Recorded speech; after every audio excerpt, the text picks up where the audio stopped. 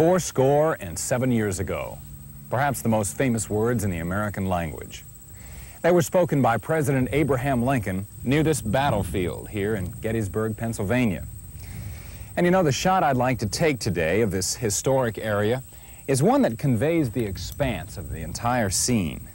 And you know, I've stepped back a little bit to take the shot, but I've gotten too much sky and foreground in the shot, and that really won't work. I've also tried using my wide-angle lenses, but it's difficult to keep the scene large in the frame and avoid distortion at both ends. I've also tried different framings, none of which worked. None of them really convey the idea I had for the shot I want to take here at Gettysburg. One thing I suppose I could do is shoot this scene planning in my head for a cropped enlargement. I could just back up to the position where I see everything I want to see, take the shot, and then crop off the top and the bottom in the enlarging process, so that I'd get the sweep of this panorama that I'm looking for. If you try this technique, you probably want to use a fairly fine-grained film, like Kodacolor VR100, so that the grain doesn't show up as real prominent in the print, unless, of course, you want that sandy, textured look. Well, what else can you do? There are a number of special wide-angle cameras on the market. Here's one of them. It's called a globoscope camera. It takes continuous panoramic pictures. It operates with standard 35mm film, and it's spring-loaded. As the head of the globoscope turns, it takes in all 360 degrees of a scene and produces a photograph just like this one. I wish I did, but I don't have a globoscope camera with me. I suppose what I could do is shoot a bunch of individual shots of this scene, maybe a detail here, an expanse there, and then when I show my pictures to my friends, I'll hope to create a cumulative effect. But I'm not exactly sure that'll work as I want it to. What I really want to do, though, is create a globus-type panorama shot. I want to just use my 35mm SLR with my prime lens, and I want to shoot with the idea that I'm going to break the scene into pieces, and then when I get my prints back, I'll just reassemble those pieces into one very long, continuous shot. This is called assembling a panorama, and I'm going to show you how to do it.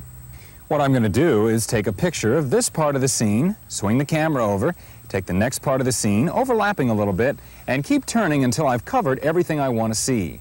If I want this to work, though, I've got to do this very precisely so that the photographs will match and blend into one continuous shot when I get the prints back. Now, the first thing we've got to do is set up our tripod and camera on very firm ground and lock everything down. I tell you, it's extremely important to make certain that the camera is level with the horizon. And you can do it a couple of different ways. You can eyeball it, make an adjustment here. Or there's an accessory that will help you do this with great precision. It's really just a level that fits between the top of your tripod and the bottom of your camera. Whatever method you use, however, make sure that camera is level. The next thing we've got to do is decide where the break lines are going to be in our individual exposures. And by that I mean, what information are you going to put at the edges? Make sure that it's nothing that's too important, because we want these break lines to be as inconspicuous as possible in the final multi-print display. So what I do is to look for vertical lines, like the edges of these trees or these monuments. Anything that's in my shot that will help me to remember where the edge of one shot was and when the next one should pick up. The thing I want to avoid, if I possibly can, is to have some important element of the picture right in a spot where I'm going to have to join two prints later on. That will draw attention to the break between the pictures. So you can see that deciding where to break up your exposures is the most important planning that you have to do. Now, when I actually begin to shoot, I don't want to put sharp vertical lines on the edges of my frame. What I want to do is choose landmarks that will appear twice, once in each adjoining shot, so that I'll have reference points when I begin to cut and tape together my prints. For instance, if on the left-hand side of my shot, I choose a monument. On the right-hand side, say, there's a tree. When I take my next exposure, I want that tree that was appearing on the right-hand side to be just on the inside of the left-hand side of my frame. And now I've created a new landmark on the other side of the next exposure, which will then be moved to the left-hand side, and so on as I move down. I want those landmarks to overlap so that I'll be able to cut them together very easily. You can decide which method you'll use to overlap your shots when you get ready to shoot.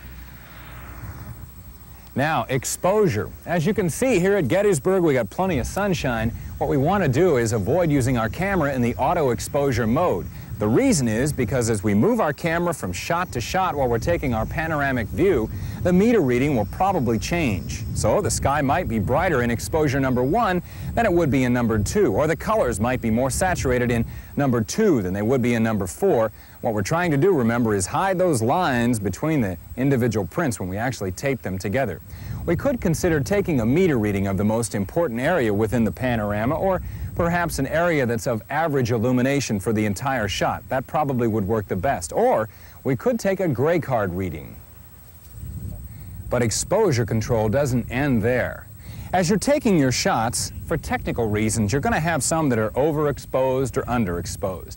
But when it's being processed, the lab will usually compensate for that, but then that's going to put you right back where you started. You want to avoid that. You want all those prints to match exactly. So you might think about putting a note in with your film when you send it in for processing, asking the lab to print all your pictures at the same setting.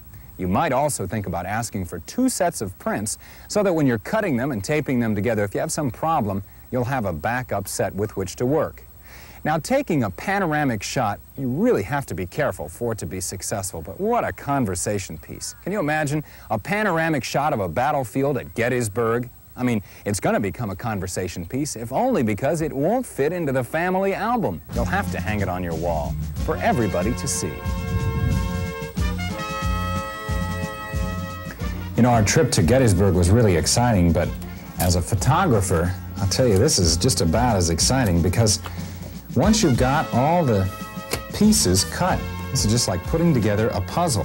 Now, we took 1, 2, 3, 4, 5, 6, 7 shots, and I'm turning them into one by carefully matching everything, and this is the result.